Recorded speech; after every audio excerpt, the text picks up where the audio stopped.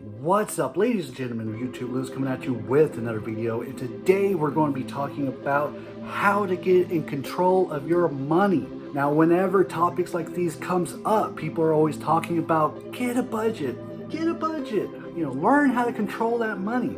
But how do you do that? If you have a minute or two and just curious to what I have to say, lean back, get comfortable, let's go for it. Now, first of all, you need to look at exactly what's coming home. Now, there are two different kind of pays whenever it comes down to it. Your gross pay, which is exactly what you make from your job. But then they're going to take out taxes, they're going to take out all the deductibles, and what you're bringing home is your net pay. Now, it's very important to know what your net pay is. Now, after you know what your net pay is going to be like, it's time to figure out what's important, what's not important. Now, definitely the first thing that is really important to your life is your home. Do you rent? Do you have a mortgage? What comes next is your transportation to your job so that you can keep your income coming in. So that would include the car payment if you have one, and car insurance, and gas. Then we will start looking at the fixed expenses. Fixed expenses usually pertain to things like TV and cable, insurance, basically anything that's going to be the same every month. Now we need to look at your variable expenses.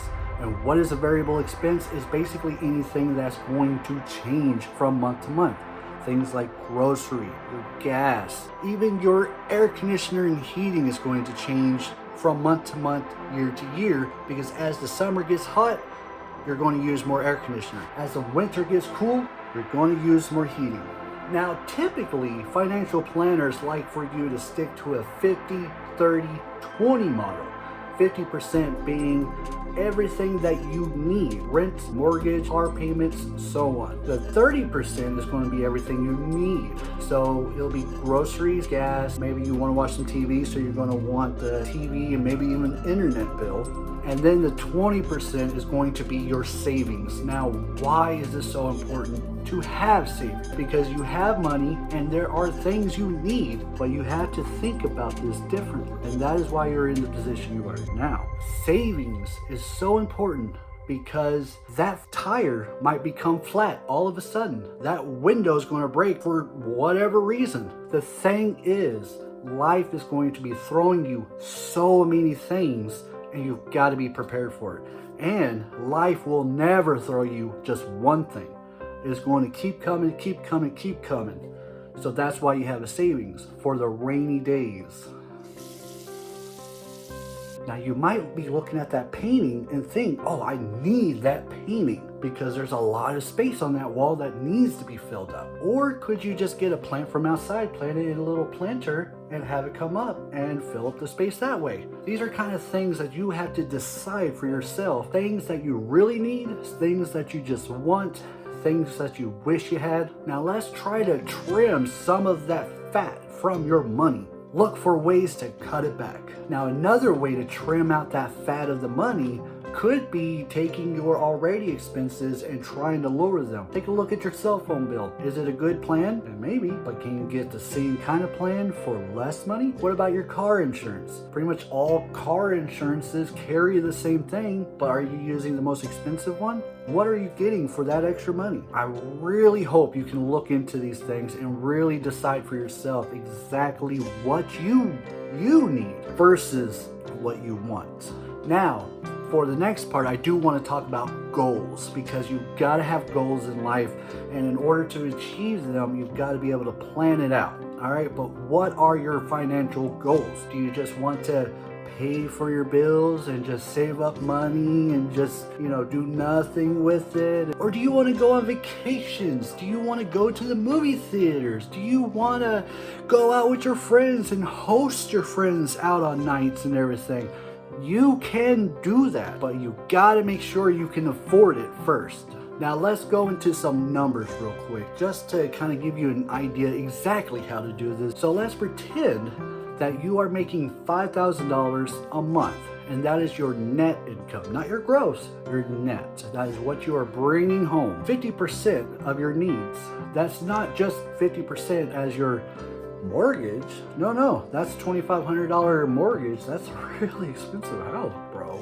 Like, let's say you have an $1,800 mortgage payment a month that would also include your insurance and any kind of HOA bills. But then you got to include your utilities as a part of that. What are you going to have? You're going to have TV and internet, right? You're going to have water. You're going to have electricity. How much is that going to be? $400 a month. So then we're up to $2,400 a month, which is actually less than 50% of your total net income.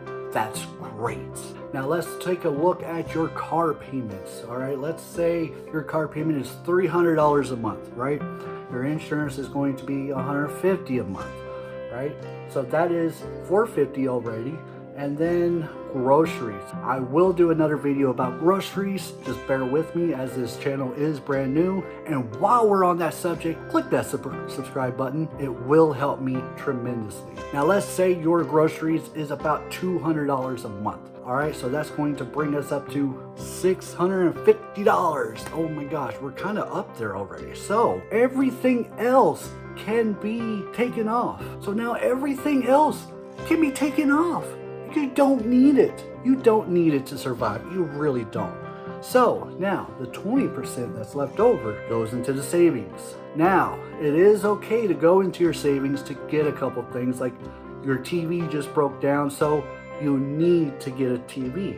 That is fine. No one is telling you you can't have a new TV. The problem people have is whenever their 30% needs are actually 50%, as well as your household 50%, you don't have any money to buy a new TV. That's the problem people have. And that is the problem I'm trying to solve here. Try to help you create a good savings so that you can buy a new thing every now and then. So that's also with your goals. What are your goals? Do you want to buy a new TV in the future? If so, save up for it. Normal people don't just have the money in their bank account and just buy a new $1,500 TV. No, they save for it, right?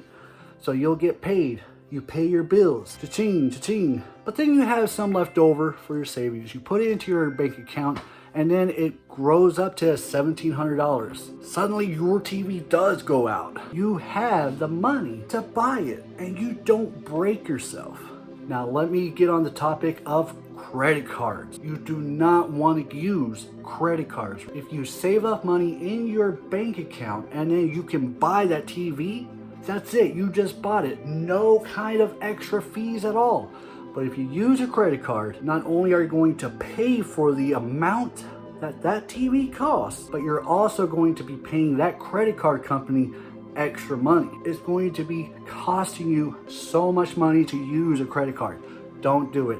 I do suggest opening a couple of credit cards up, but then just cut up the credit cards, throw them away, forget you even have them. The reason is so that your credit can go up. You can have about 2 or 3 credit cards before it can start to go against your credit, but as long as those credit cards don't have a balance on them, that's going to look great on your credit.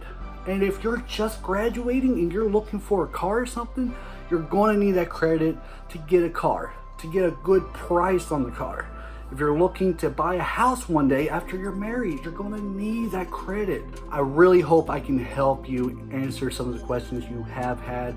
I really hope you can grab something from this video and maybe have answered a question or two that you may have had. If you don't mind, I would like for you to share this video so that some of your other friends can learn about this. I will also be coming out with videos teaching you how to prep for taxes. How do you apply for a mortgage? How do you grocery shop? You know, these are a lot of things a lot of people don't realize, and a lot of parents aren't teaching these kids, and it's okay not to know. But what is not okay is refusing to learn, and that's what this channel is all about. I have a lot of knowledge I want to give to you. Let me know down in the comments, what are some advice you could give some people that helps you with your mortgage? We're all here to learn from each other. No one knows it all. No one, and it's okay not to know. So Let me know down in the comments what you thought about this video. Share this video if you could to your friends. Subscribe if you haven't already, and like this video if you did like it. Thank you guys so much for watching. See you guys in the next video. Take care.